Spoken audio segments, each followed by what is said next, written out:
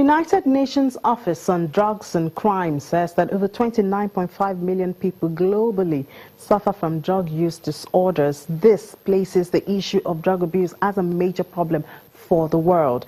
Now, for 2017, the world celebrated the Day Against Drug Abuse and Illicit Trafficking with the theme, Listen First. Listening to children and youth is the first step to help them grow healthy and safe. Big Story joins the world to speak against drug abuse, and we begin this by telling the story of an ex-convict, Keji Hamilton. You're welcome to Big Story. I'm Ini John Mekwa. A young man who at the age of about 16 was an undergraduate at the University of Ibadan in southwest Nigeria had the potential to become and attain any heights and dream, but was distracted with what seemed like a positive influence.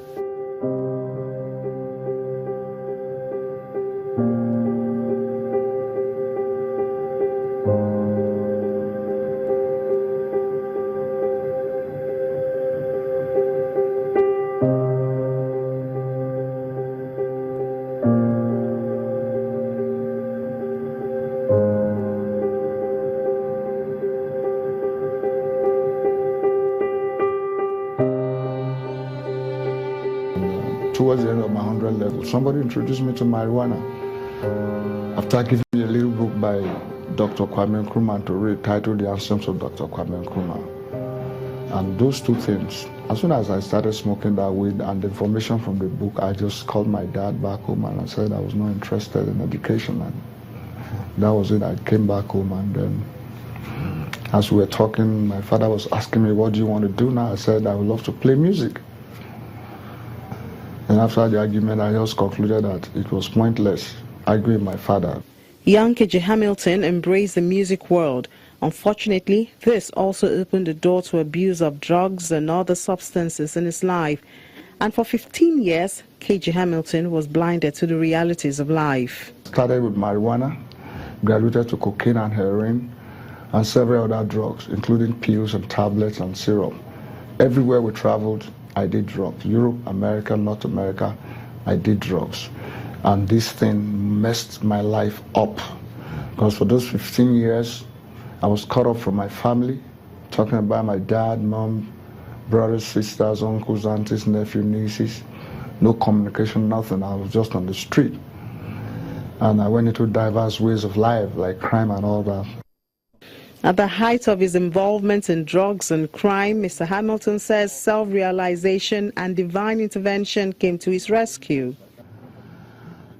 I was in a brothel, May 7, 1994. I just bought 2 grams of cocaine and 2 grams of heroin from a place called Texas, Jueleba roundabout.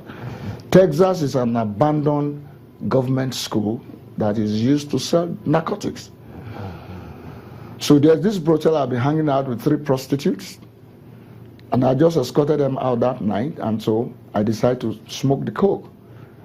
So I took the coke, but I vomited blood, and I was scared I was going to die. This was what pushed me to cry out to Jesus. I suddenly just realized that I was getting old, and I had no plan, no vision, no future. There was no money in my bank account. Every single dollar I made went back into drugs. Every money I made went back into drugs. I suddenly realized that I was cut off from my family and all that. And it dawned on me that there was no future.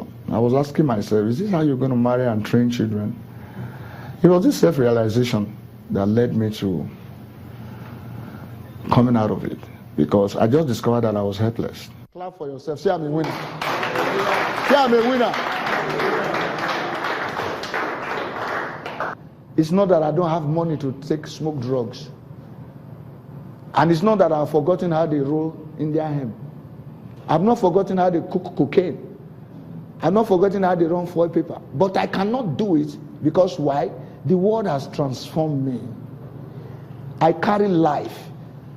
Do you understand what I'm saying? Yes, sir. I am a life giver. So for me to be able to give life, I must be alive myself. That is transforming effect of the word of God. And how does it do that? You allow the word to go into your mind, and you will see the word wash away all those bitterness, anger, hatred. You know, there are people that actually hate themselves. Do you know that? They actually hate themselves. But they don't know that they hate themselves. He now shares his experience to individuals who have also realized that they need help in dealing with addiction through the House of Joy Rehabilitation Center in Lagos.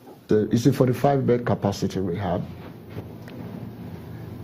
And what we do is every February, we do an interview somewhere in Onikban, okay, ROCCG Grace Tabernacle. And that day you see about 200 drug addicts or 300 from every part of Lagos, from Surulere, from Keji, from Mile 12, Mile 2, from Ojuno, Lagos Campus Square, Aja, you know, come together. And then I have a couple of interviewers that will interview them. We have our questionnaires. Our questionnaires help us to know those who are qualified, you know. And then out of all of them, we select 45 and then bring them here that same day. And then that very first day as they come in, we collect they are not supposed to come with bags or anything. They just come with what they're wearing. Because we allow them come with bags or whatever, and they can smuggle drugs in, you know. So whatever they are wearing as they come in, we collect it from them and give them brand new boxers, t-shirts, jeans, trousers, shirts, shoes, belts, you know, chinos, and all that. When you talk about people qualifying before you can admit them into the facility, what's the qualification? What do you look out for? Number one, if we ask the drug addicts, did you come here because you are tired of smoking? And they say, no, my auntie said I should come, and if I can stop, you will buy me a car. I'm not qualified. Because that means you are not tired. You are just here because you need the car. So that means you can stop the drugs, but as soon as they give you the key of the car, you drive it straight back and start smoking. Say, I've collected what I wanted. That's one. Then number two, if the person has been treated over and over by psychiatrists, it's very difficult for us to admit such because we are not psychiatrists. Mr. Hamilton says it costs about 800,000 naira to keep each man here for the duration of a session, which is 6 months. These guys, 3 days, 3 times square meal, their clothes, brand new, their toiletries. I mean, so much money. What about the food? You know, they must take breakfast, lunch, and supper. Compulsory.